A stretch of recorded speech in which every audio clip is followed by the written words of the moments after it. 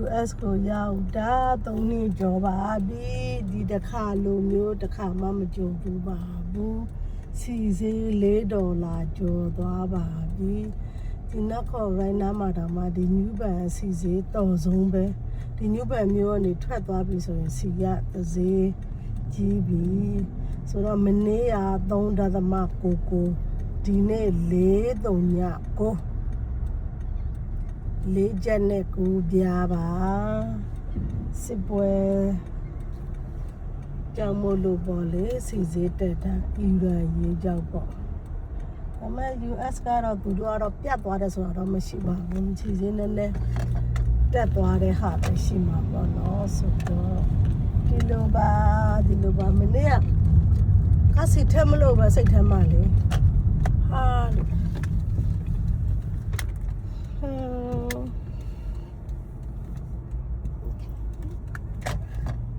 အားသေးတာနဲ့ထွက်ရတာကျဲတာလည်းမရှိ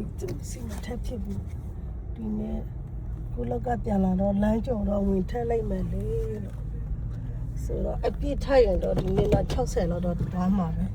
3ချက်ကျော်တော့မှအပြည့်ထက်50ကျော်ဆိုတော့စီစေး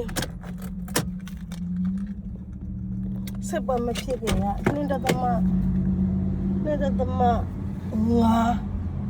နဲ့ဖြစ်နေတာအဲ့2.5တော့ကြည့်အောင်ထိုင်28-30ကြာဒီအဲ့လိုပါရှင်ဟောကဒီလိုပါစီစေးကိုစီစေးကိုစက်ပြီးတော့